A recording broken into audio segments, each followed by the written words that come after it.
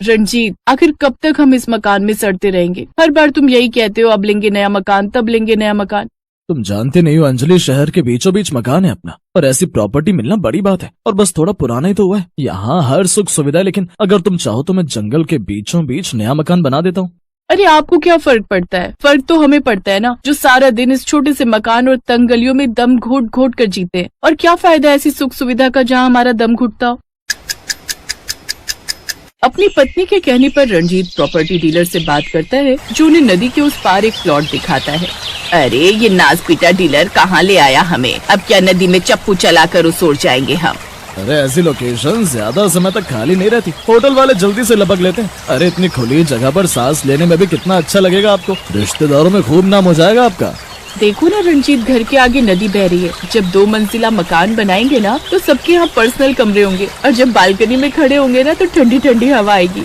हाँ भाई साहब, अब मत सोचिए और ले डालिए। अब डीलर और पत्नी के कहने पर रणजीत अपनी सारी जमा पूंजी लगाकर वो प्लॉट ले लेता है और शहर के बीचों बीच बने अपने घर को किराए पर दे देता है। फिर कुछ महीनों बाद,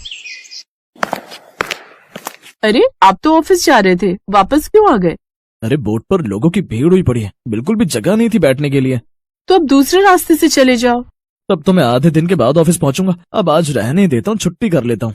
हाँ ये ठीक रहेगा, और कल सुबह टाइम से उठ जाना तो शायद आपका बोट में नंबर आ जाए। अब दिन में जाकर आप सब्जी ले आइएगा। रणजीत कुछ घंटे बाद बोट में बैठकर सब्जी लेने चला जाता है और कुछ देर बाद ढेर सारी सब्जियां लेकर घर लौटता है। अरे इतनी सारी सब्जियां? नदी के पास सब्जी मंडी का व्यापार खोलने का इरादा है क्या आपका? अरे मेरी माँ रोज कुश्ती लड़कर नाव में बैठकर बाजार से सब्जियां लाना मेरे बस की बात नहीं है। 2 हफ्ते की सब्जियां एक साथ ले आया हूँ। अब 15 दिन तक बिल्कुल सब्जी लाने के लिए नहीं कहना। फिर 2 दिन बाद, हाय रे मर गई, आग लगे इस नदी को।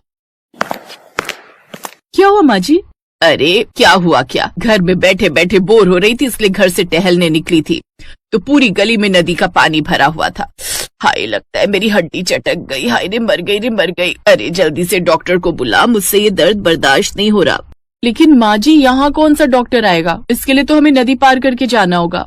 ऐसी जगह लाकर बसाया है तुम कमबख्त होने की यहाँ कोई डॉक्टर नहीं मिल रहा। आप अंदर चलिए, मैं आपकी मालिश करके गर्म पट्टी बांध देती हूँ। रहने दे, कोई जरूरत नहीं है। ये सब जो भी हुआ है ना, सब तेरे कारण ही हुआ है। ना तो तू उस घर में सीलन की बदबू की शिकायत करती, ना तू घर छोटा की रट लगाए रखती। माँ जी अब सारा इल्जाम मुझे अकेली पर ही क्यों डाल देती हैं? ये घर लेने का अकेला फैसला मेरा तो नहीं था ना। देख तू अब मेरा दिमाग खराब मत कर और मेरे बेटे को फोन कर, अब वही ले जाएगा मुझे। रणजीत जल्दी से घर आकर अपनी माँ को जैसे तैसे डॉक्टर के पास लेकर जाता है। ऐसे कुछ दिन बीतते हैं। अब बरसात का मौसम शुरू हो जाता है और नदी का पानी अब और भी बढ़ जाता है। अरे बेटा, ये नदी का पानी बाहर आ गया है, सब जगह कीचड़ ही कीचड़ हो गया है। माँ बरसात में तो शहरों के गड्ढे भी पानी से भर जाते हैं, और फिर ये तो नदी का किनारा है, तो कुछ दिन तो कीचड़ रहेगी। अब घर के बाहर कीचड़ होने से वो लोग बाहर भी नहीं निकल पाते। फिर कुछ दिन बाद उनकी बेटी रूही कमरे में खेल रही होती है कि तभी नदी किनारे से एक सांप उनकी खिड़की से होता हुआ घर में घुस आता है, जिसे देख रूही जोर जोर से चिल्लाने लगती है, आ मम्मी सांप सांप। वो सभी दौड़कर उस कमरे में आते हैं। रणविजय जैसे तैसे उस सांप को बाहर फेंकता है। हाय मेरी बच्ची, ये ना जाने कहाँ आकर फंस गए हम। तभी बाहर तेज हवाएं चलने लगती हैं और बाहर नदी किनारे की मिट्टी उनके घर के अंदर आने लगती है। हे राम, ये कहाँ आकर फंस गए हम? हमने यहाँ आकर कोई गलती तो नहीं न की जी? अरे तो घबरा क्यों रही हो? हमने शहर वाला मकान बेचा थोड़ी ना, किराए पर ही दिया। इसको बेचकर वापस वहीं चले जाएंगे।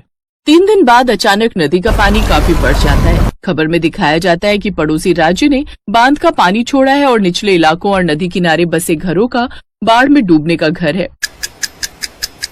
फिर उनके घर एक नोटिस आता है। क्या लिखा है इसमें?